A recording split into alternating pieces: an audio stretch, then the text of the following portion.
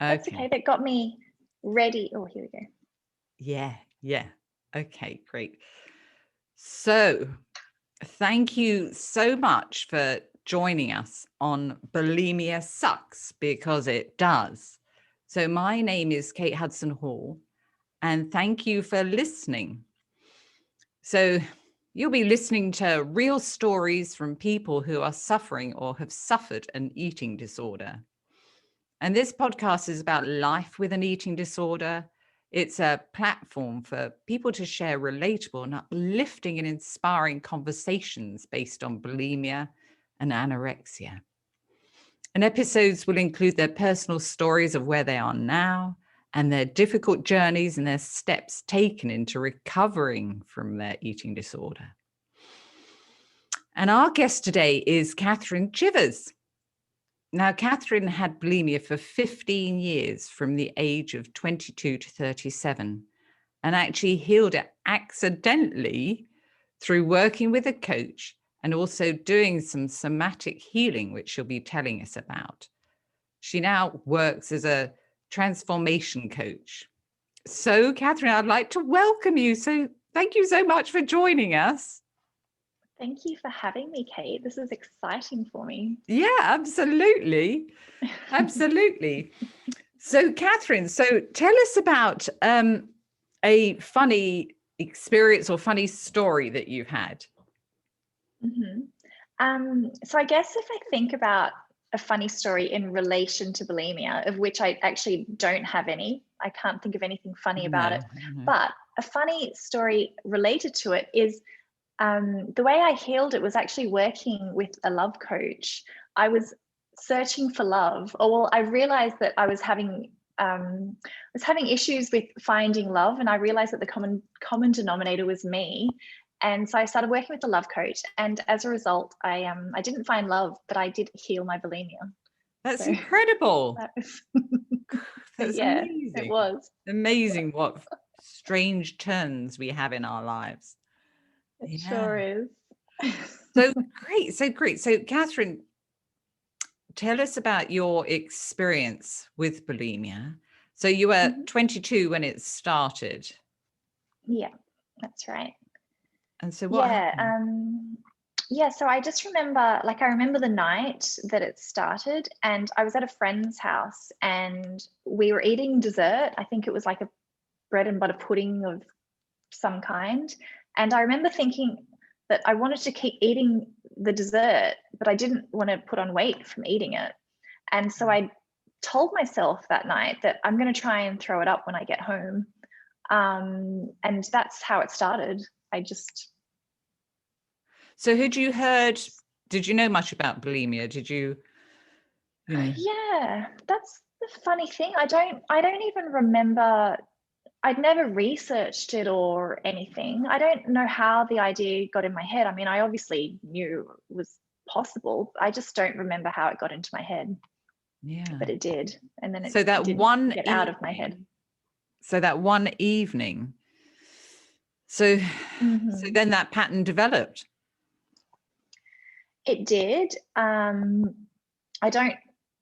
It's a very strange thing to happen, but it just developed into a pattern that it would be a kind of a reactionary thing that I would do, but it would also be a planned activity that I would do. And it just kept going for 15 years. Yeah. So it went on for 15 years. So then what was the first steps for your change then? So you went to see a love coach. So that was the beginning, was it? Well, I guess I tried quite a number of times on my own to do something about it. And it actually took me quite a number of years before I realized how big of a problem it was for me. And it wasn't something that I would just be able to stop.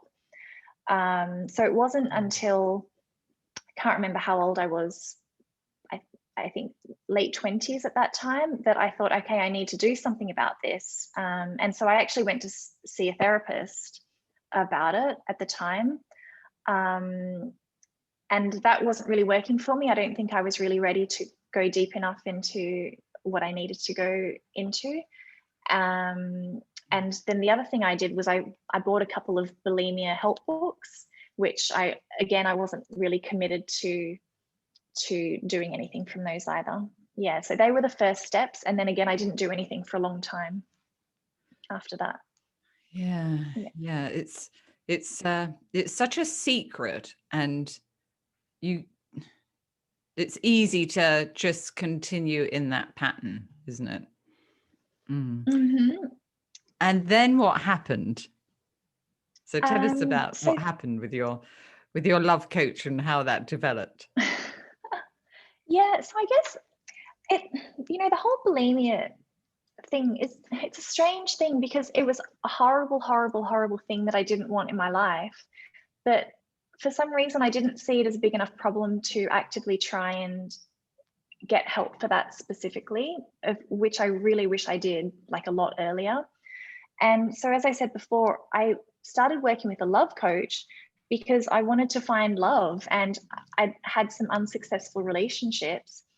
And this love coach ad kind of popped up in my Facebook feed one day, and I kind of, piqued my interest. And so I started working with her. So I wasn't even thinking about my bulimia. I was thinking my bulimia was a problem, but I didn't think I would heal it through working with the love coach. And that's how I did heal it. And I'm just so glad that I did. Yeah, absolutely. Yeah. So what happened with that coach? So we kind of worked through, I guess one of the biggest things that that helped me was kind of working through some unacknowledged trauma that I'd experienced. So this was trauma that I'd had that I didn't view it as trauma, because the outcome of it was okay, but at the time it wasn't okay. And I think acknowledging that actually did have a really big impact on me as a younger girl, and working through the emotions and the feelings that I'd kind of repressed inside of me, I think that was kind of the biggest thing that actually healed the bulimia. So would you mind sharing what that was? Or I'd prefer not to, just because it's a little bit personal to my family. Oh, okay. And yeah, of course. Yeah, it's just not fair to my family. Yeah. But at the time you didn't feel that it was a trauma as such. Yeah, I didn't feel that it was a trauma, because I'd kind of because this event happened, but everything worked out okay afterwards. But at the time, it was like a life or death kind of situation. Yeah. And so I'd kind of numbed myself from the true impact that it had on me. Yeah. And I think, that's kind of where everything stemmed from. Because in a way, my body was trapped in that moment. Right. Yeah, because my nervous system hadn't really kind of gone through the full I can't remember the full fight or flight response. I hadn't completed that cycle. And so what I understand about trauma is that your body can actually get stuck in that in one moment. And if it's not given an opportunity to kind of pass fully through that cycle, then it can kind of still remain inside you. Wow. Yeah.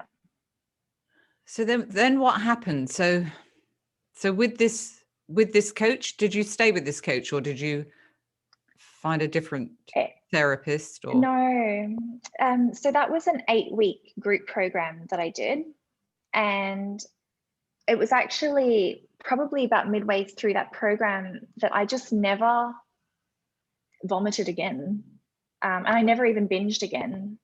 So it's like it was just completely gone. It was the strangest, craziest thing, but the feeling, like that urge, was just completely gone.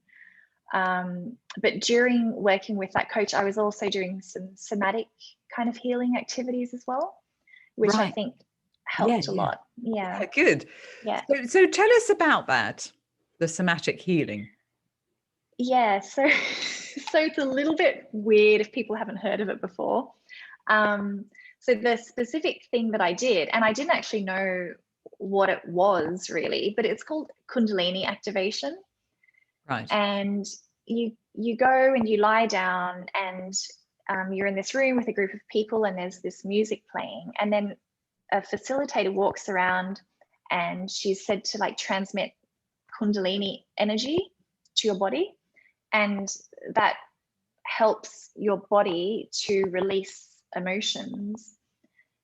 And the first time sorry, did you have a question?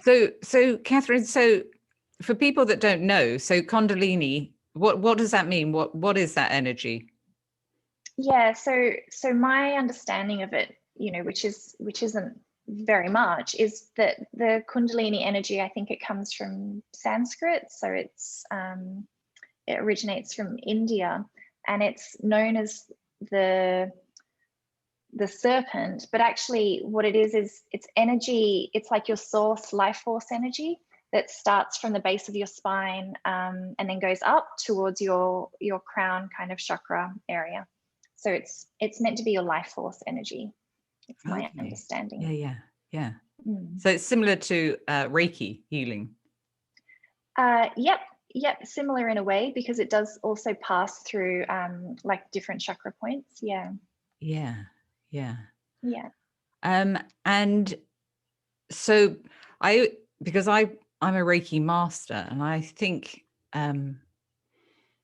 it's difficult for people to understand, but how powerful it is to work with your, with your body's energy and make those changes. Yeah, definitely. So you did the course. So it was an 8-week course. Mm-hmm. And then, do you remember thinking about that traumatic time when you were having the healing? Yeah, 100%, because it was one of the key. Oh, when I had the Kundalini healing, or when I was doing the course, did you mean? So you did the course first of all, and then after that, that's when you went and had the Kundalini healing. Is that right? I did the Kundalini healing during the process of the course. Oh, okay. Yeah. And so so you remember thinking about that trauma when you were having the healing? That kind of came up, did it? I don't know if it came up specifically, because I was just trying to allow my mind to be open. And I was just wanting to allow whatever needed to come up. So to be honest, I don't remember what I was thinking about at the time. I just remember what came out of me. It was like a lot of pain. If you could put a sound to what pain and grief feels like, that's what it sounded like. Yeah. And what is that for you? It's like, it's really, the only way I can describe it is putting a sound to pain and grief. Like this, it's kind of like this roar that comes out. And it's like it's like the feeling of just something in immense grief. Yeah, like a huge negativity, isn't it? But I think, describing it as a roar, because that's what it feels like. It's just enormous. Yeah, that's what it feels like. It's just this enormous thing that doesn't even feel like it's come from you. Yeah. It sounds so crazy. Yeah. I love it. I find it fascinating. Yeah. You did this 8-week course, then after, so do you remember coming home after, an evening doing the course, and then thinking, actually, you know what, I don't want to, binge and purge? I remember during the beginning, so during the first few weeks, I did want to, like I had that feeling, and so I did.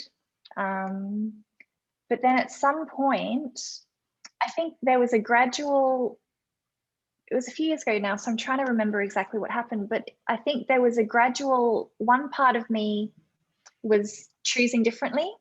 So saying, right, I'm going to choose not to do this anymore because this isn't what I want to do.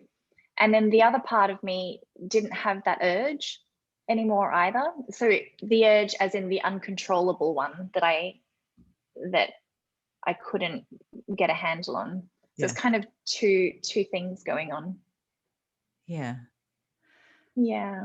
And then, so once you've completed the course, the 8-week course, so then you just stopped completely. Yeah. Yeah, I know. It was like a miracle. Yeah. And why do you think it worked? So my belief is due to the repressed emotions. Like, I believe that release of the energy from my body is what removed the urge. That's, I think about it so much, like, what was it exactly? And it was a combination of a lot of things, but I think that was one of the key things, releasing that energy in my body. Yeah.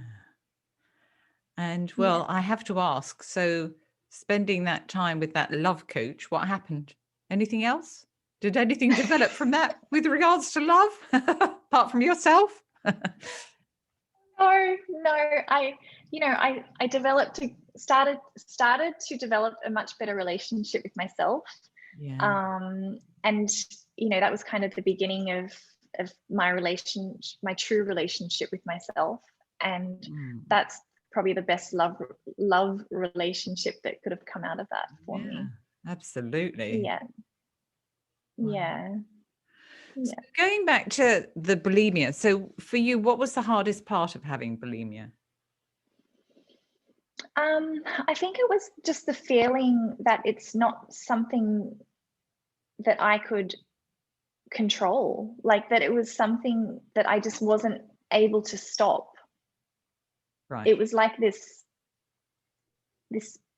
thing that just had power over me. Yeah. It is. It's like having another being inside you that's controlling you, isn't it? Mm-hmm. Whatever you try to do, you just can't stop yourself from doing it until you find your own personal way.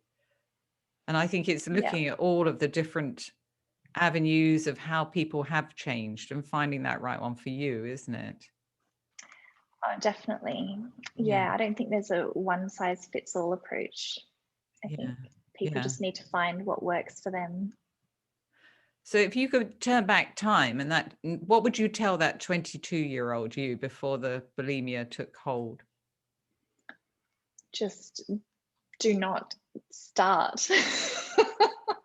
I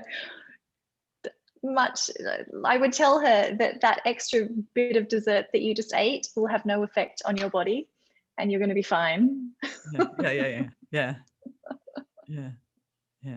And what do you wish that you'd known before that all started?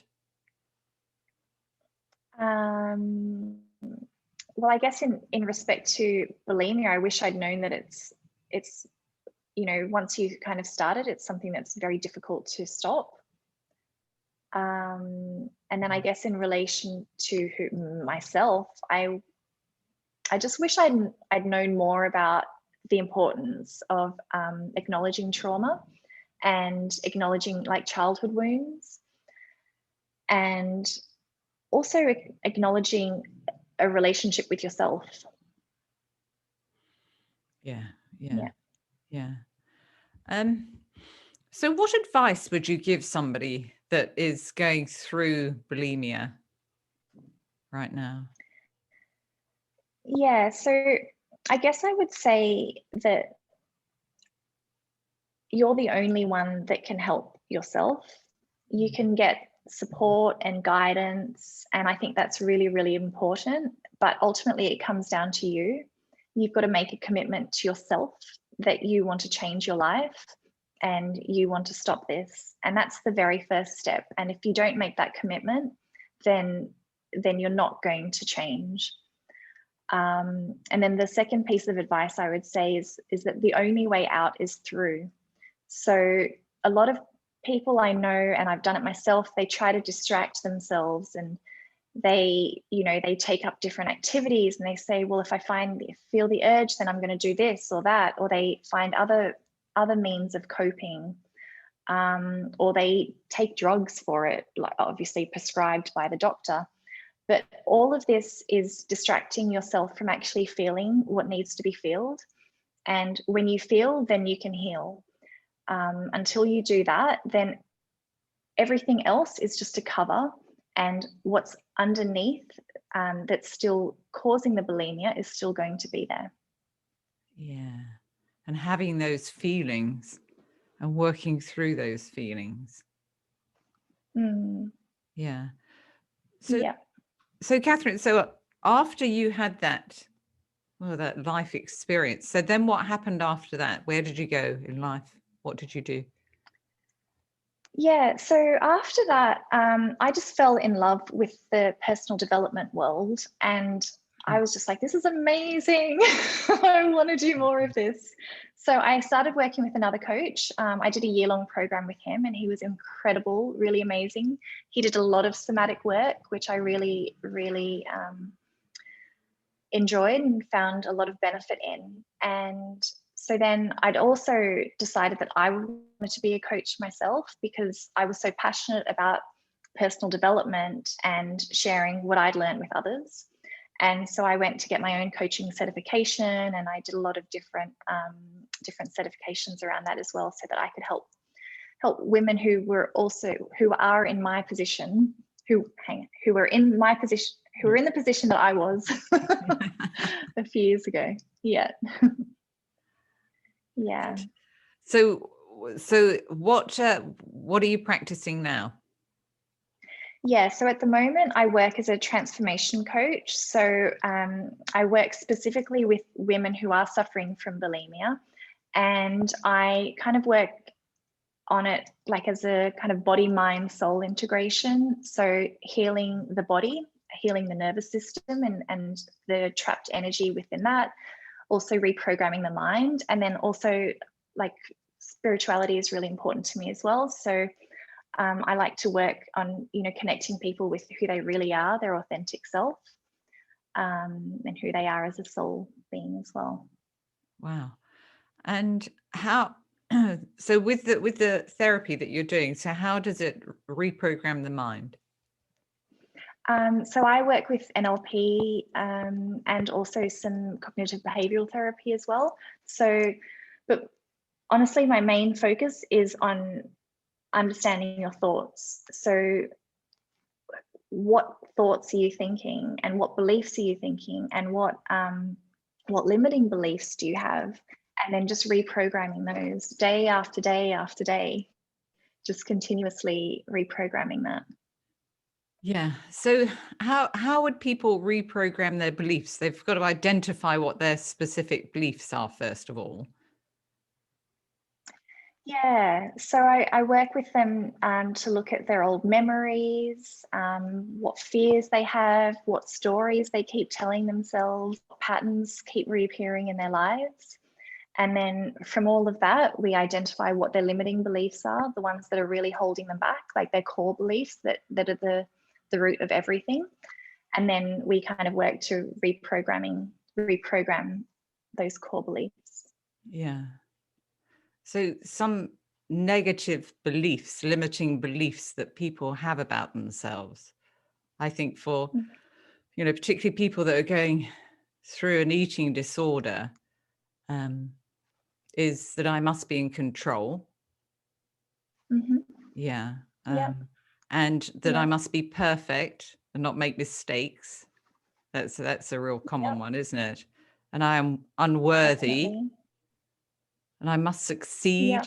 or I'm a Yep. failure, or I'm helpless or hopeless.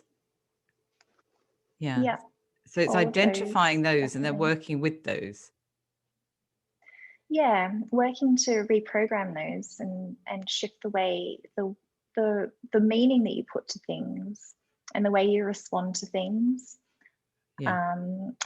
and the way you allow your thoughts to control you as well. Yeah. Yeah. And so what do people do about their thoughts? And because it's the thoughts that then bring on the feelings, isn't it? So what can they do about their thoughts? Well, you can first identify where your thoughts coming from. Is it your ego or is it your higher self? Most of the time it's your ego that's kind of making these thoughts arise in your head, and your ego is there, just there to protect you. It's not trying to do you any harm, but it also doesn't always tell what the real truth is, because your authentic self, your higher self, is the one that speaks the real truth. So when you can start to distinguish between who's talking, is it my ego? Right, well, if it's my ego, where is this thought coming from then? Why might I be thinking that? And what's the true basis of it? And then when you can identify that, then you can start to say, well, hang on, is this actually true? And when you question it, you probably find out that it's not true. It's just a thought that I keep thinking, which then turns into a belief, which then, you know, turns into the reality of my life. Yeah, it's very interesting working with limiting beliefs, because many people don't realize that they have them. No. Oh, I definitely didn't for my whole life. Yeah. I mean, I had the belief that I was stupid from the age of 5, because my brother would tell me that all the time. And then the evidence start to build up when I went to school, and I remember I was taken out of lessons for extra spelling and I think maybe extra reading, but I had to stand up in front of the class and be taken out, and it was like a big thing then. And I was like, oh gosh, but I'm being told at home that I'm stupid. So hang on, look, I'm being taken out of extra lessons so that I'm stupid.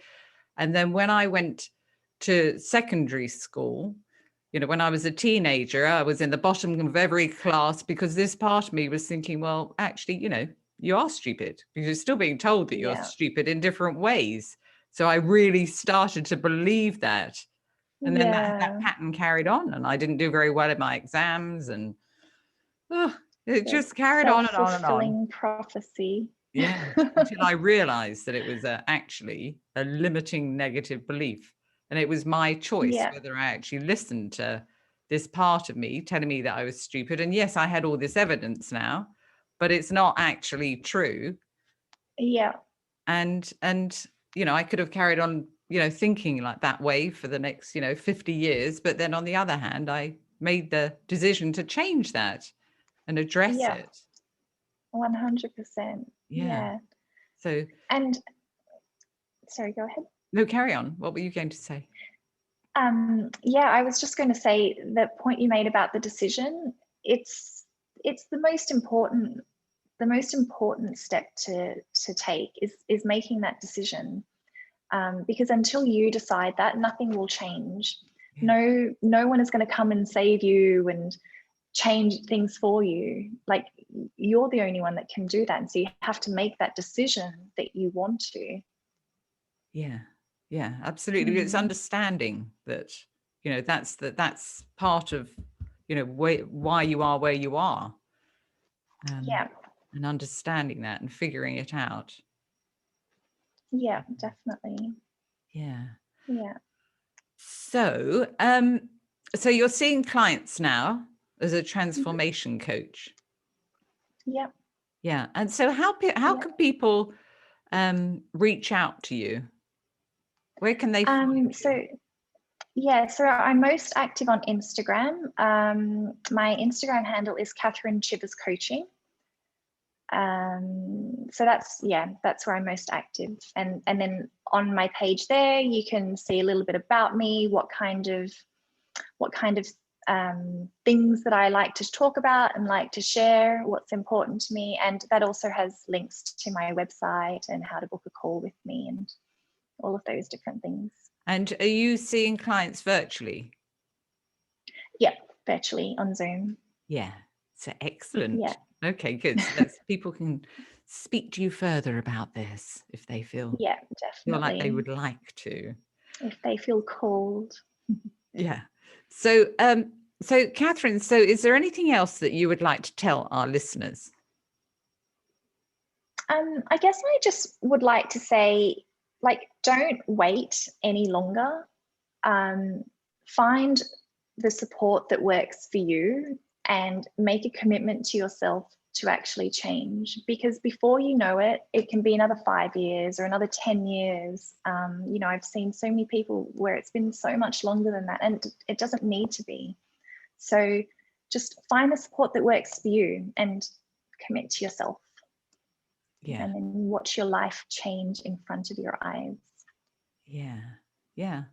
And look into the healing, the somatic healing. Definitely. You never know. The somatic healing. The other thing I wanted to say about that is, you know, I did Kundalini activation. That really worked for me. But other somatic healing that I do, and I actually teach as well, is breath work. Breath work is incredibly powerful.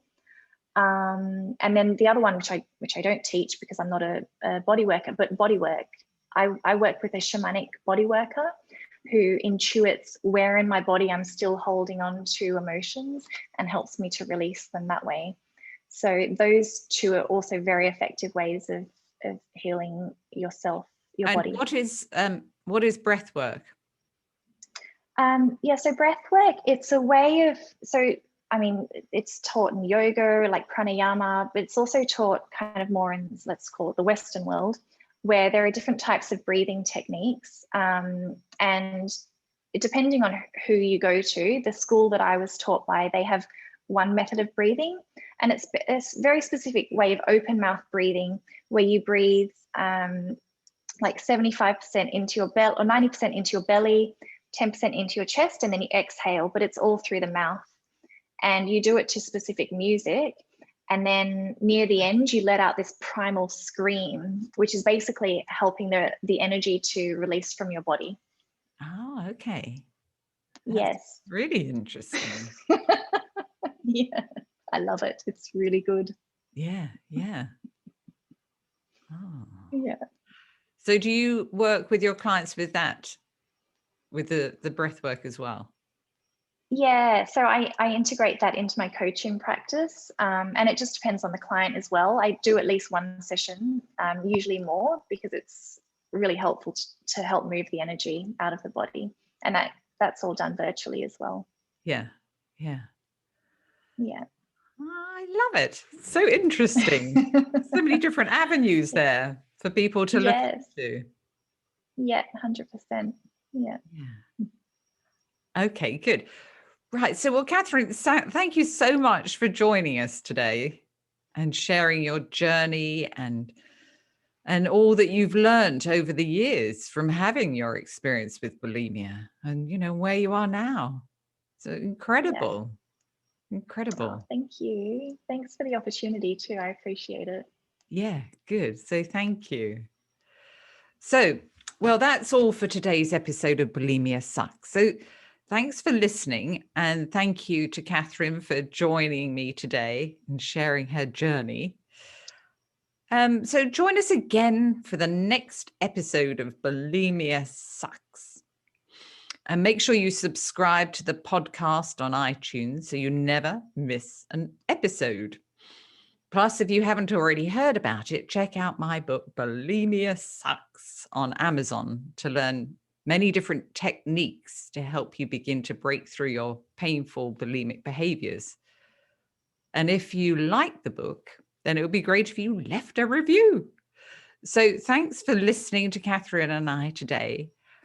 And before you go, show some love for your favorite podcast by leaving a review on Apple Podcasts.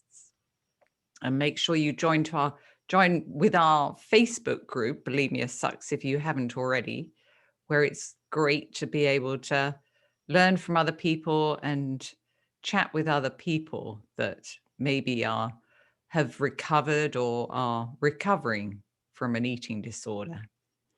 So thank you for joining us, and I'll see you in the next episode.